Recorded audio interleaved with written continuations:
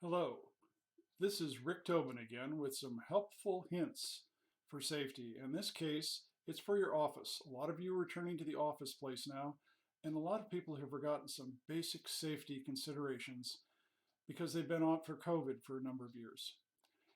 I could probably do hours worth on some basic things for office safety. I've seen so much in so many places that I've been, but we only have a short time here. So let me give you some very short, easy hints that you can look for your office to be safer. First thing is, one of the things I tried to install in many, many places and got resistance, but there's a reason that you need to have this. And that's some kind of a sign-in board. You can use little magnets and strip tape to put a little board together with people's names and when they're in and when they're out and all of that. And some people say, well, it's too much work. I don't want to do that when I come in each time. Well, if there's a major problem with your work site and law enforcement or fire have to go in and find somebody or they don't know who's in place, if they don't know who's there, they're not going to come looking for you in the middle of a major event if they don't know that you're in place. That's risking their lives. You need to have something you can pull off the wall quickly as you're evacuating or hand it right to somebody at the front door when they come in so they know here's exactly who's supposed to be here, how many people are in place. It's very simple and it's a matter of habit. If you do it for at least a month or two, you get used to it and everybody has to do it. Sounds like an easy thing to do. It's very low cost, but a lot of people don't. Next one, for those of you who wear high heels in the office place, please put another pair of shoes underneath your desk or wherever you're at, something quick to put on. I can't tell you how many times, even during drills, I've had to grab somebody as they were falling downstairs or somebody else started pushing them because their high heels slipped on the stairs. They weren't used to going down those stairwells. They were using the elevators. And when you're using stairs, that's a crazy thing to be wearing is high heels.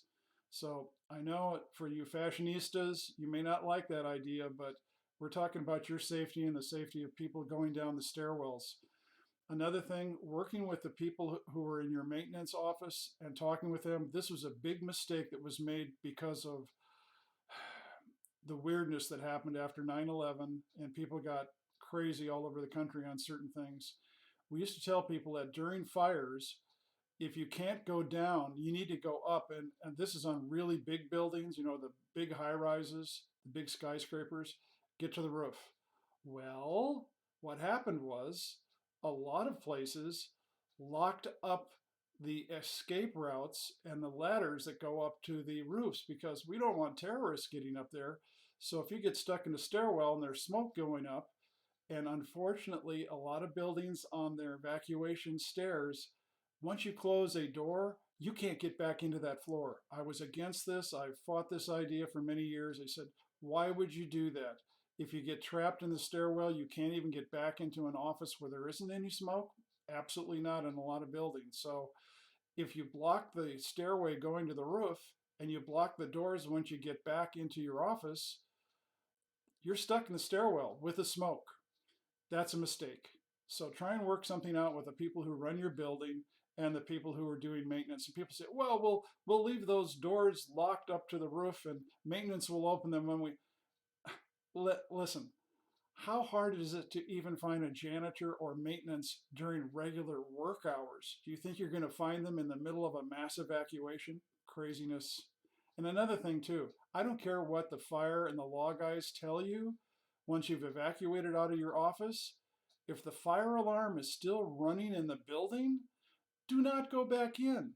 I don't know why they do this sometimes, because if something else happens, you won't know that it's really going on because they've told you it's safe to go back. Well, they left the alarm on. You don't know if there's another fire or some other event going on.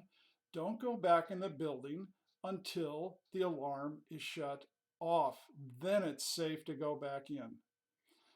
You got to watch out for yourself because there's people out there, I don't care if they're in law and fire, sometimes they just don't use common sense. Most of them are great, some of them, they're just not thinking right. Okay, next thing as far as in your office. For those of you who are in earthquake country, gosh, this was a tough one to do because you live in your cubicles, some of you.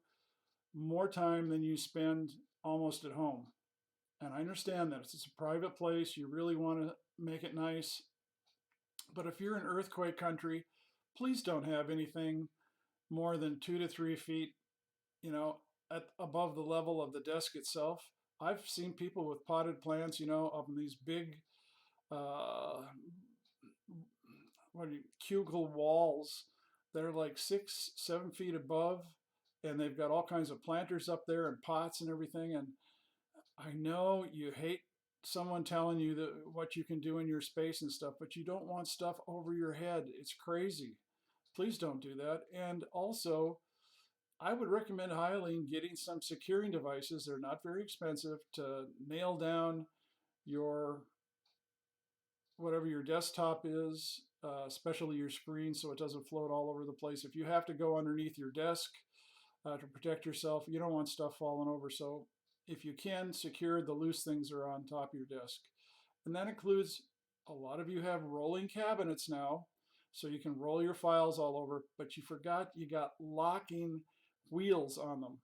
Well, lock the doggone wheels if you're not moving the cabinet, because otherwise, during an earthquake, you got a file cabinet floating all over the place. It may only be 2.5, 3 feet tall, but if it's heavy with files and stuff, and all of a sudden you're underneath the desk and hits you in the head, not a great idea. There are so many things I could say on the office stuff, but one of the other things that's really important is, how about your front desk person? There's books written on this that I really support, and like, the front desk people often get calls, here's something coming or whatever. They're never properly versed about what to tell people when there's an emergency going on or who's coming in or whatever. Your front desk people are your front wall against the barbarians entering the gate. Why don't we teach them better? That's your office safety. Don't just throw somebody up there in the front desk and say, well, do whatever you have to do. There was one place I worked, oh, it just irritated me. The upper executive would stand in a hallway above on a second floor and look down to where the entry was for the entryway, where the person was stationed for incoming. And I said, well, how is that person safe down there? Well, they're probably not, but we can see what happens to them from up here. And I went, what are you thinking? They're like cannon fodder? You know, there's really some very poor thinking out there. So protect your front desk person. Next thing I want to mention on safety is, please don't move things around in your office. I don't care whether it's the water bottle or file drawers or whatever in front of the fire extinguishers. I see this so often. And if you can't get to the fire extinguisher, then how are you going to put out the flames? And I'm getting to that also. How many offices never train their office staff in how to use PASS? That's pull, aim, sweep, for the use of the fire extinguisher.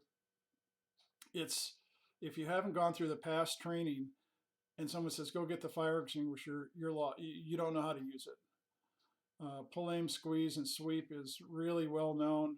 Please take your people out to the parking lot someday and work with the fire people and show them how to use their fire extinguishers. Also, please don't start moving all of the stuff in your office spaces to get more people in there and you block exit ways. I've seen this before. It's like, you should have 2 ways out of your office.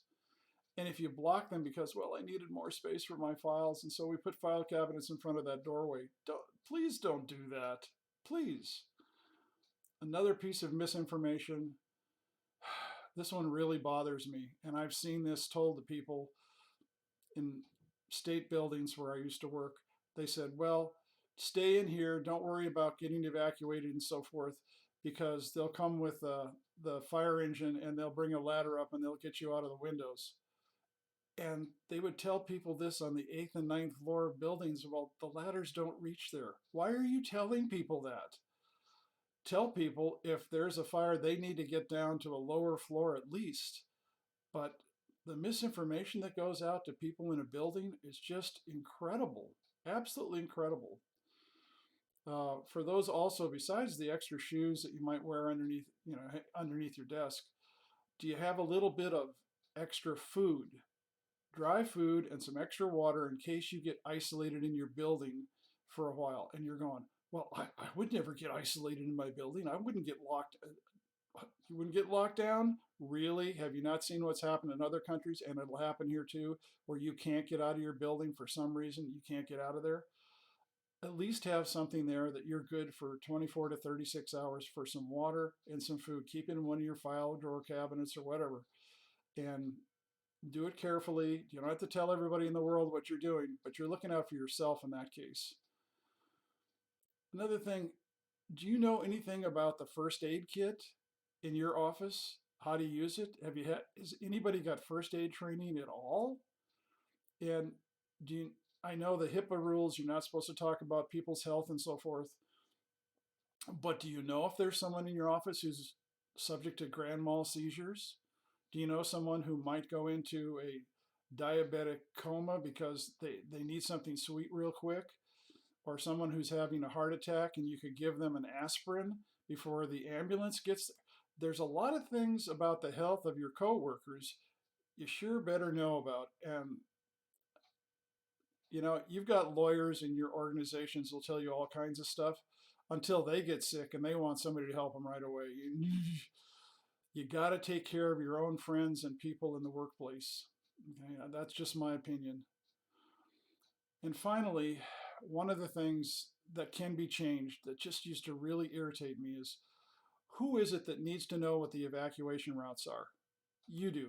They say, well, our visitors and so forth and our vendors, by the way, that board where they sign in, the vendors ought to sign in too, so you know that there's a vendor on board.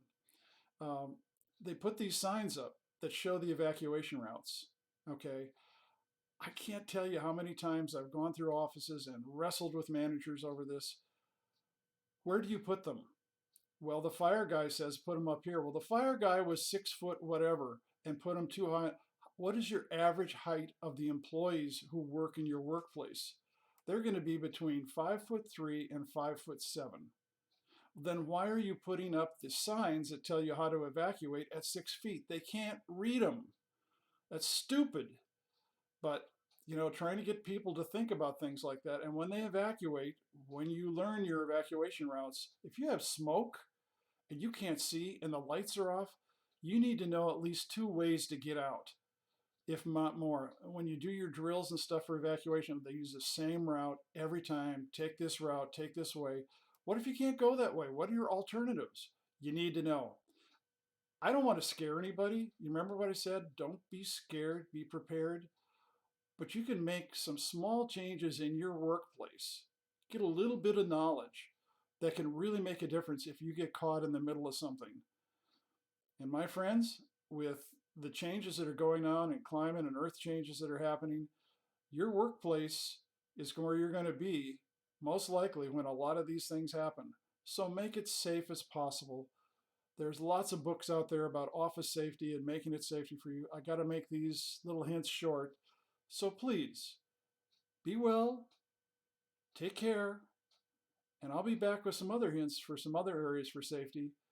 Please keep tuned. Thank you so much for listening. Have a great day.